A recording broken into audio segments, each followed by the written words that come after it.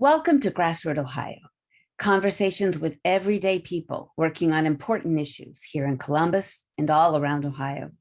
I'm Carolyn Harding, and today I would like to share my take, my personal opinion on an Ohioan with an infamous past, my great-great-uncle, Warren G. Harding.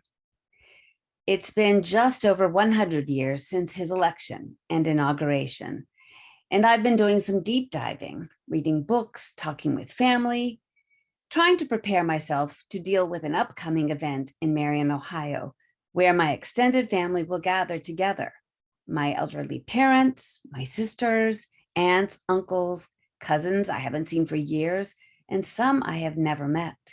Most folks with very different politics than my own.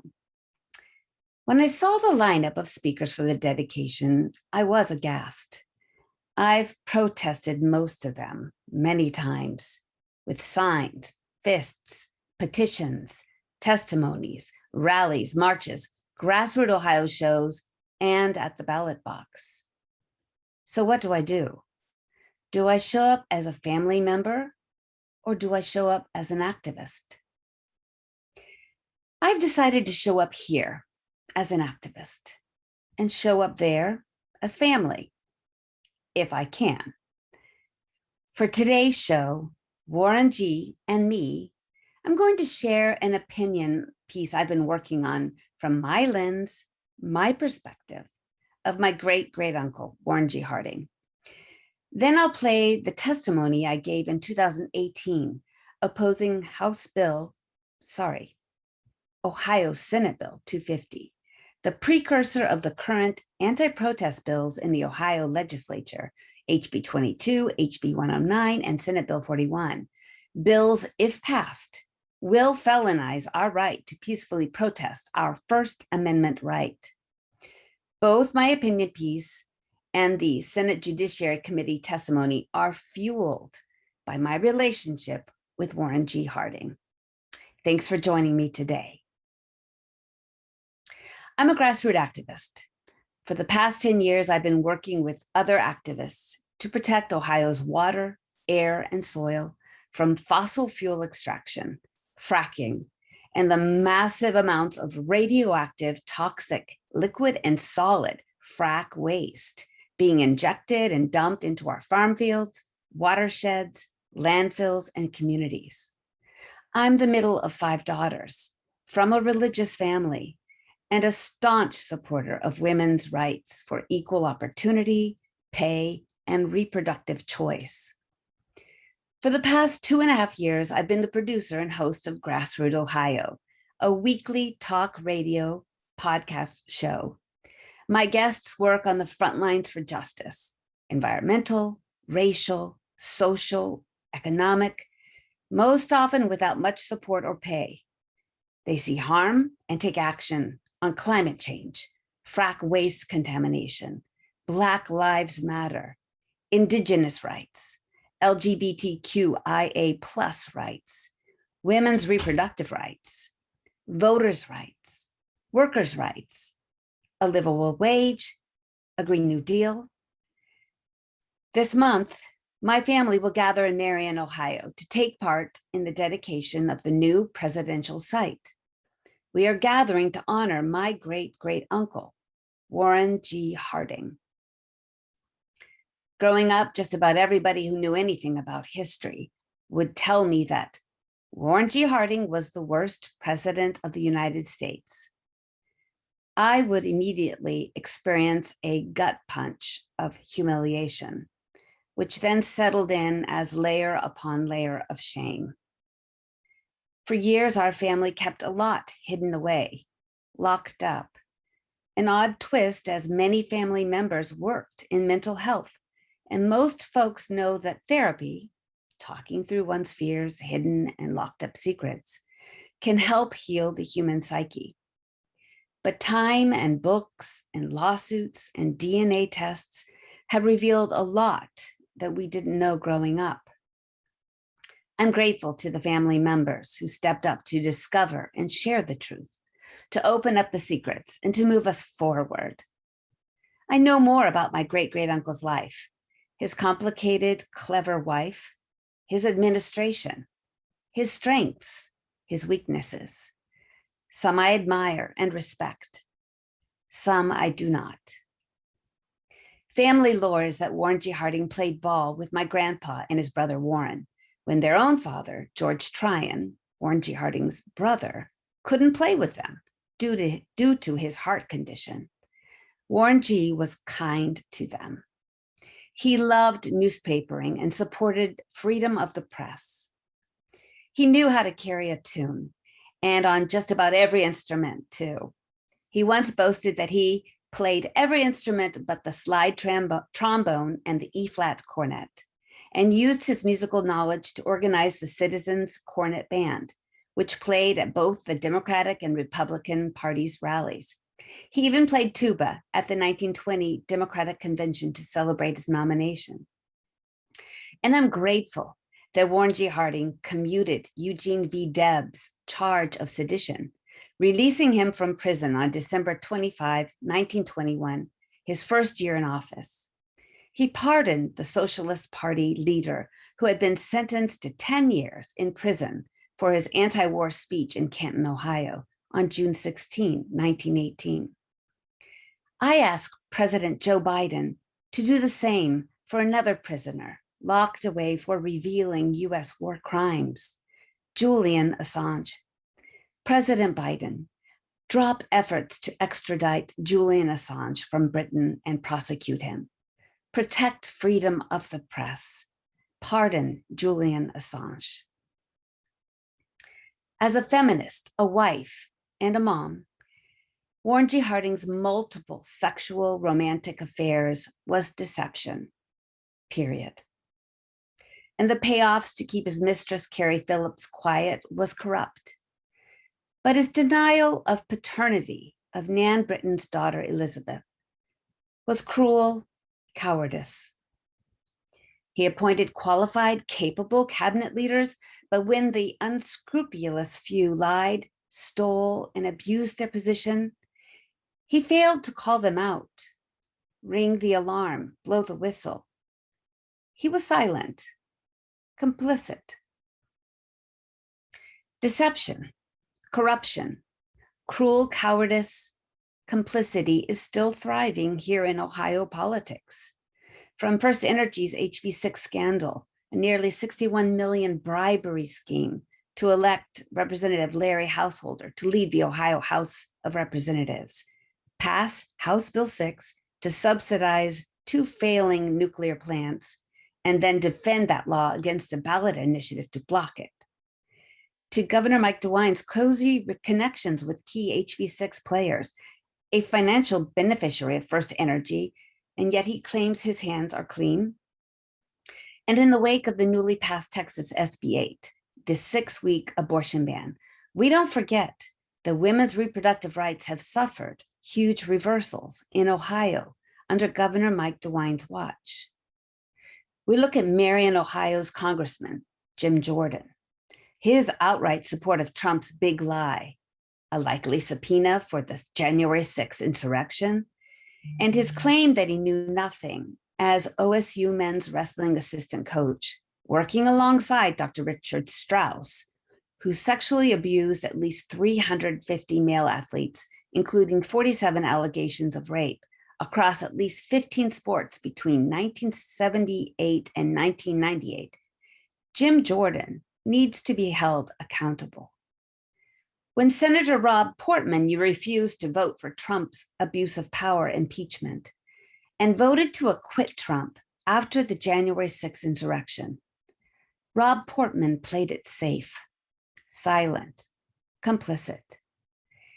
Even everyman Senator Sherrod Brown evaded climate change warnings and the scourge that fracking would have and has had on our water supplies, our air and soil.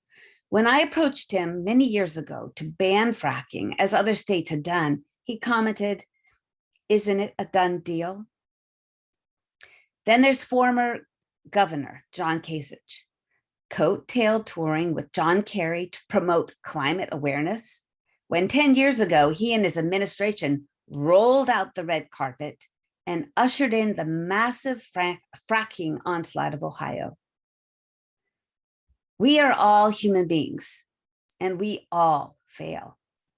Every politician I mentioned above has most likely initiated or signed on to good policies or laws for the people they represent, as Warren G. Harding did as well. But deception, corruption, cruel cowardice, and complicity in political leaders, harming hundreds, thousands, millions, and sometimes even only a handful of people, wasn't good for my great-great-uncle's legacy, and it's certainly not good for Ohioans today. So where can we go from here? Let's start with the truth. Stop the lies, excuses, cowardice, deception. As Phoebe Dickerson Harding, Warren G. Harding's mom, and my great-great-grandmother would expect, and ye shall know the truth, and the truth shall make you free. From John 8:32, the Bible. We must hold those who pledge to protect the health and well-being of their constituents and to defend the Constitution of Ohio and the United States of America accountable. We must work together, legislate, and fund transformation for our communities, our cities, counties, and states to be a country of liberty, justice, and sustainability for all. I will go to this dedication for Warren G. Harding in Marion, Ohio. I'll experience freshly built exhibits, fight hobnob phobia, gather new insights, and hopefully have a few meaningful conversations. But one thing is clear. It's time to shed the shame. It's his story, not mine. There's work for us to do. Stop fossil fuel extraction. Stop Enbridge Line 3. Pass the Green New Deal. Legislate a livable minimum wage. Legislate improved Medicare for all. End voter suppression. Ensure women's equality and reproductive rights. LGBTQIA+ rights. Black, Indigenous, people of color rights. End mass incarceration. Pass strong gun reform. Pass universal voter registration at 18 years old. Legislate a pathway for citizenship for immigrants. Transition to regenerative agriculture. End qualified immunity. Establish ranked choice voting. Provide free public school through university. Forgive student debt. Pass community rights. Pass rights of nature. This committee, I want you to think about shame. Each one of you, let that word resonate in you. Shame. Senator Oslager, wake up, please. If you want to speak to the bill, speak to the bill. Do not call members out by name. Okay? Why not? We're not going to do this. Why can't we? If you want to speak to the bill, you speak to the bill. I will speak to the bill, but I am talking to you as my representatives. All right, let's talk. Shame that this bill even got a hearing. Shame that Senator Hogan, who owns... You be respectful if you're going to testify. I am respectful. You just have to hear someone who's not happy. All right? We will respect the members of the committee. We will respect you. Fine. Okay? Right. Well, then listen to me and stop stopping me. Ma'am, Here we go. be removed. Shame that Senator Hoagland, who owns START, Special Tactics and Rescue Training, with oil and gas services #1 on his website, has the audacity to write a bill that could foreseeably promote his personal business. Shame. Shame on you, Ohio already has trespassing laws, rather than to work to protect concerned citizens' democratic rights. First Amendment guarantees the right of the people to assemble, the right to people to speak freely, and the right to petition the government. And you choose to pay homage to your donor, ALEC, American Legislative Exchange Council, which a good number of you are well-standing members, and dare to pass a law which would take away our constitutional rights to protest peacefully. It appears Senate 250 legislation is straight out of the ALEC manual, and I left that for you to read. Shame on you for allowing Ohio to become fracked gas resource for colonies, a colony resource for international corporate interests, frack rigs, pipelines, compressor stations, leading to the Belmont County petrochemical hub and future Cancer Alley to make plastic. When massive islands of floating plastic waste fills our ocean, killing whales, dolphins, turtles, fish, and fowl. Shame on you for letting this industry rape Ohio.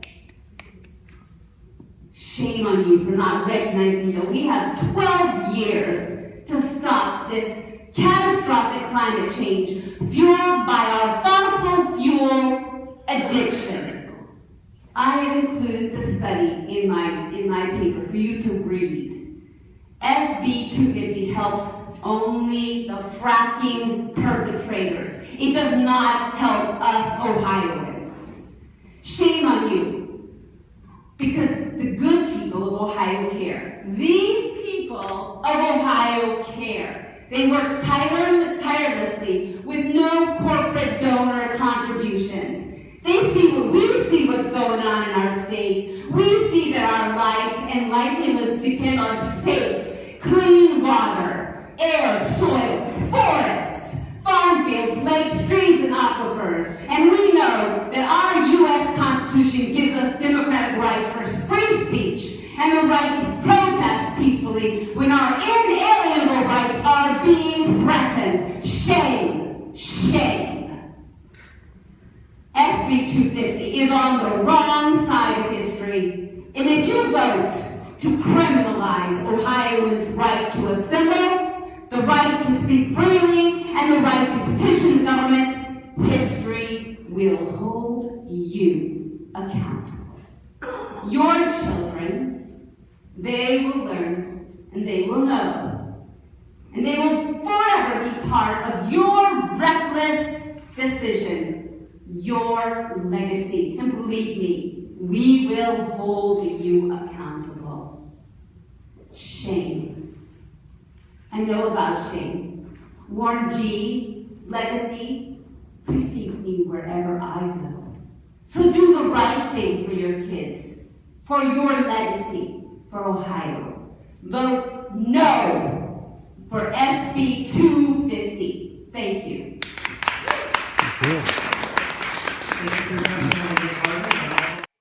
Thanks for joining us today.